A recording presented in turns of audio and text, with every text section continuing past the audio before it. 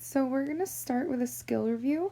So go ahead and simplify those two problems and select your answer.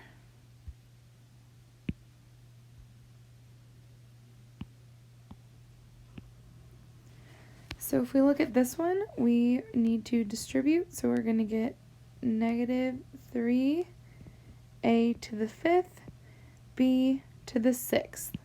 So just adding those powers, this has a power of 1 plus 4, and then 4 plus 2.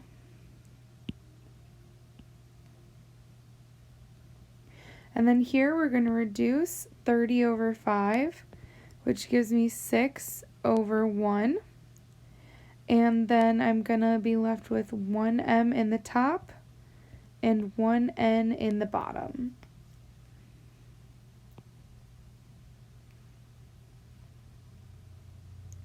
So yesterday, we determined different types of polynomials. We multiplied polynomials using properties of exponents and divided.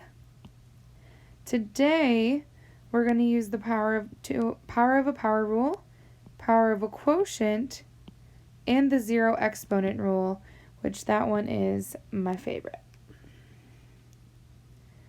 So if we look here, we're talking about power to a power. So this is saying if I have b to the 3rd to the 5th power, what I do with those is I multiply those powers together. It's like you're distributing the power to the power.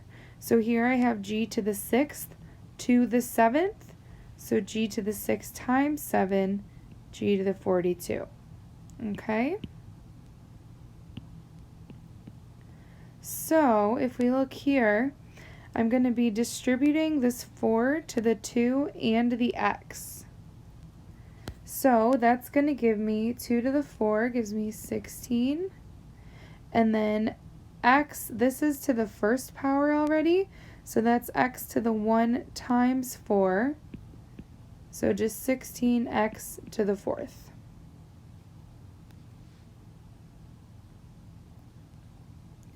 Now here we have a couple different sets of parentheses.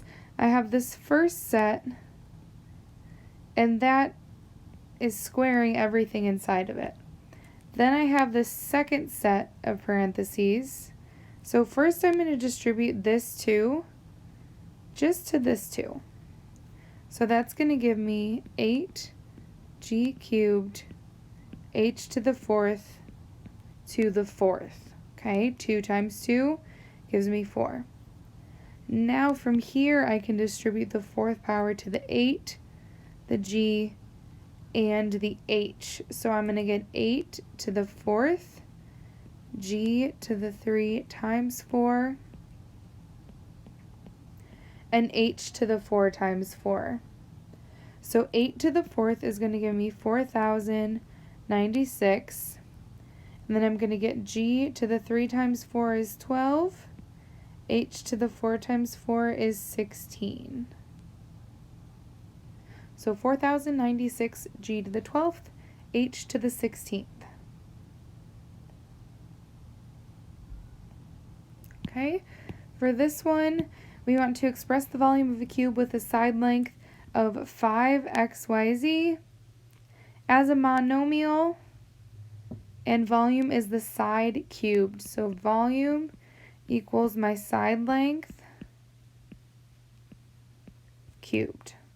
So when I distribute that to the 5, the x, the y, and the z, I get 5 to the 3rd, x to the 1 times 3, y to the 1 times 3, z to the 1 times 3. And then I can simplify that. 5 to the 3rd is 125. And then I have x cubed, y cubed, z cubed.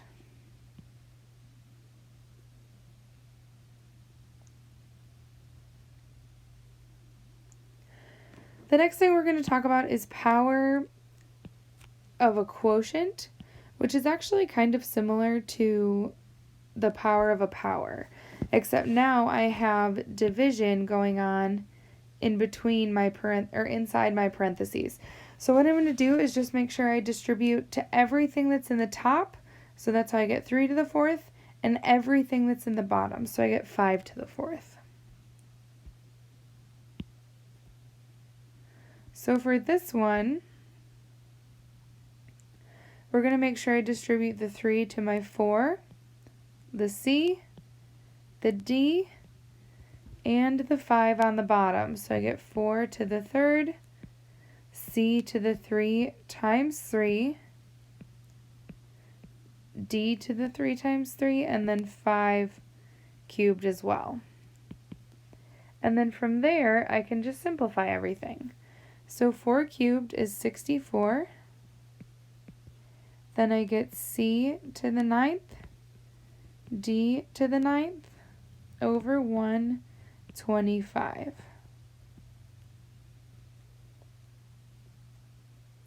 And then we want to reduce if we can, but that does not reduce as a fraction.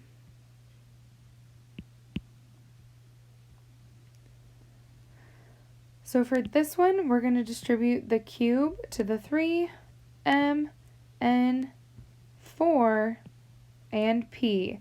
So to every single number and variable in the top and bottom. So I get 3 cubed, and then M to the 3 times 3, N to the 2 times 3 over 4 cubed and P to the 5 times 3.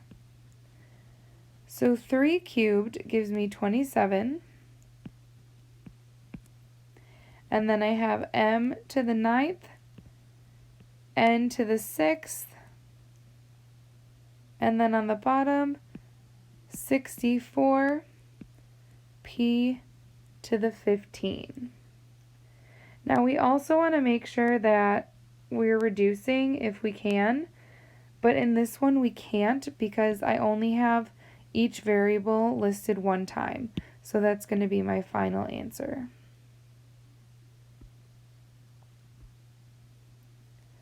Go ahead and flip the page when you're done. The last thing we're going to talk about, which is my absolute favorite, is zero exponent property. It's very, very simple. Any non-zero number raised to the 0 power is equal to 1.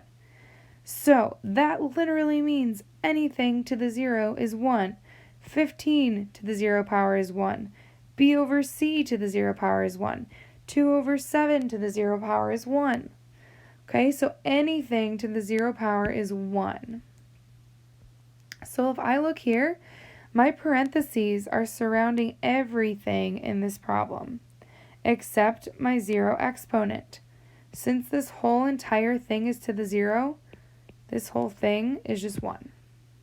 That's it. Now they're not all that simple, but if I look here, I have a 0 power again. The only thing that is to the 0 power is the m. Okay, there's no parentheses here saying that it's the 8 and the m, it's just the m. So that is going to go to 1. So my new problem is going to be 8n cubed over 16n squared. So then I simplify. 8 over 16 gives me 1 over 2.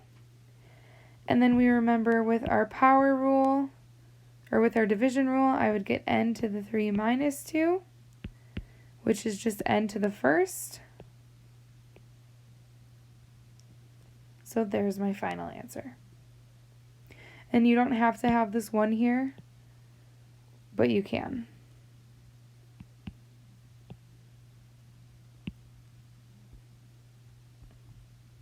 All right, go ahead and pause the video and work on the next 3 and then answer those questions. This first one, again, super easy. This whole entire thing is to the 0 power, so that just equals 1. Number 2, I just have q to the 0, so that's going to go to 1.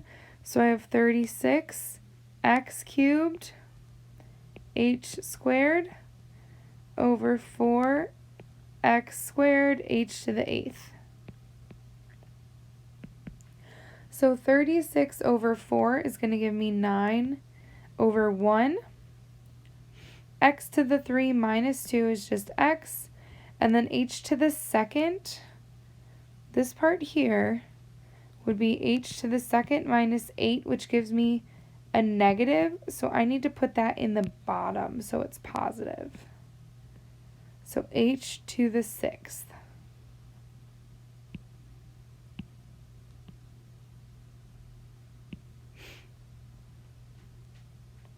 And then the last one, expressing the volume of a cube as a monomial. So here's my side length. So I have v equals my side length 2pq cubed. So I'm going to distribute to the 2, p, and q. So that gives me 8p cubed q cubed. And that's it. Go ahead and move on to the practice, and you guys are done for the day.